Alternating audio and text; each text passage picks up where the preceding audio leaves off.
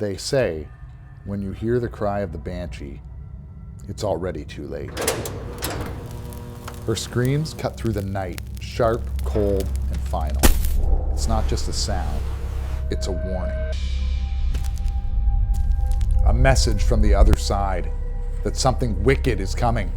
For centuries, her wail was an omen, a harbinger of death. But here, now, that scream means something else. It means power has awakened. Twin cylinders, two-stroke fury, a legend that refuses to die. This isn't just a machine. It's chaos on wheels. A myth forged in metal and gasoline. This is the Yamaha Banshee. And when it screams, the world will remember.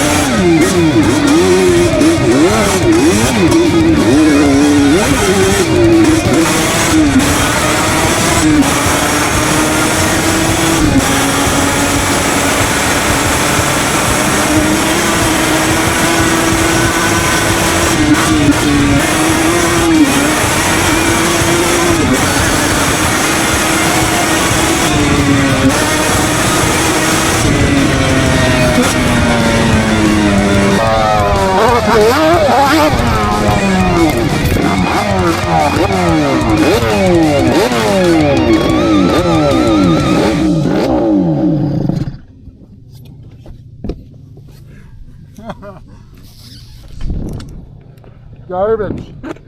Well, the selfie stick that comes with this thing, well, it's a piece of shit. It just destroyed itself. Well, that's good to know.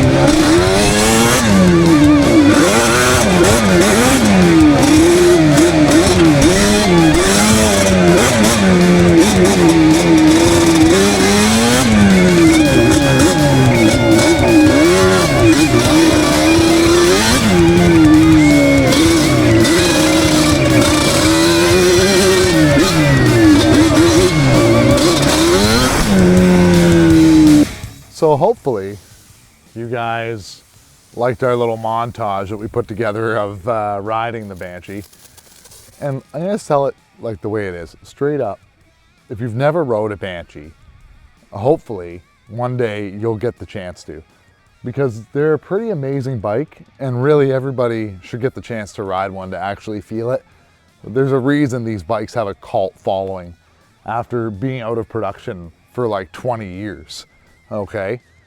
So there's something to be said about that. Yamaha first made the Banshee in 1987.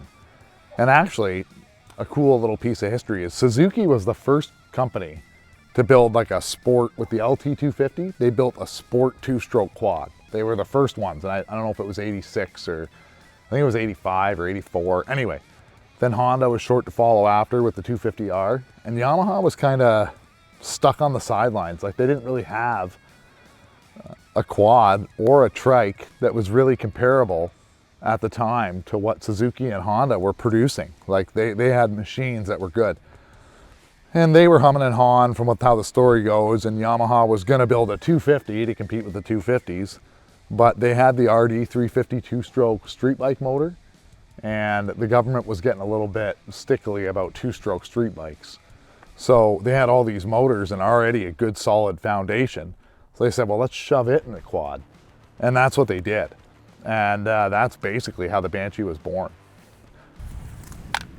So one of the coolest facts about the Yamaha Banshee is in '87 when they first came out, bone stock, you know, they were around $3,500, okay? And they did a 0 to 60 time, miles per hour we're talking, 0 to 60 mile per hour in 4.3 seconds. Like, that's pretty fast.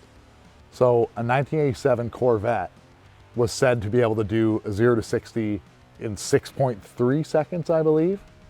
And a 1987 Porsche 911, okay, so that's a really expensive car, Porsche 911, they're fast, could do 0 to 60 in 5 seconds.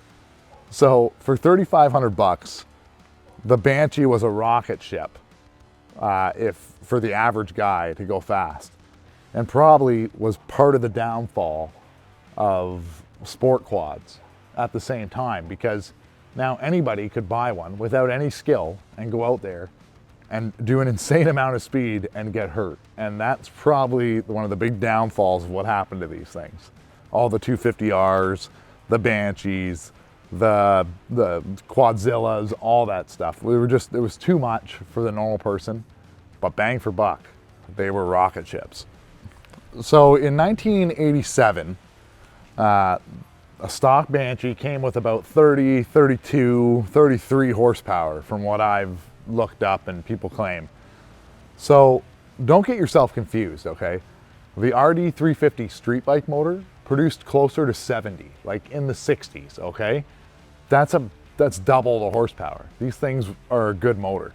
And Yamaha knew exactly what they were doing. They knew that they would sell the Banshee, like a stock Banshee's fast, but if you put a pipe, reeds on it, and you know, put a head or do a little bit of head work, these things can have 65, 70 horsepower. That's CR 500 horsepower, guys. That's a lot of jam. So, and Yamaha knew that, but they, you know, made it 30 horsepower to compete with the other bikes that are out there. And that way, like, the government and whoever else regulates this stuff says, yeah, okay, that's a good quad for our market. That's like everybody else.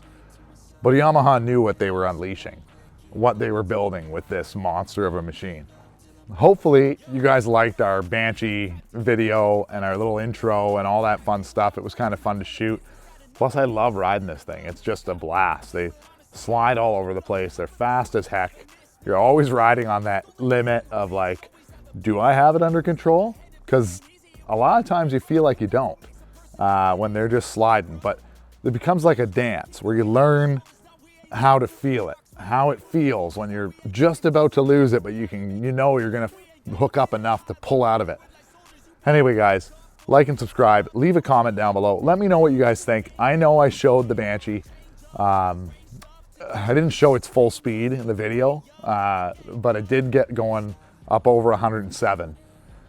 And I don't know, who do you think's still gonna win? I don't know, they're both fast. When this thing goes up against the CR 500, I don't know, but hopefully we'll get that video shot and get it up to you guys real soon.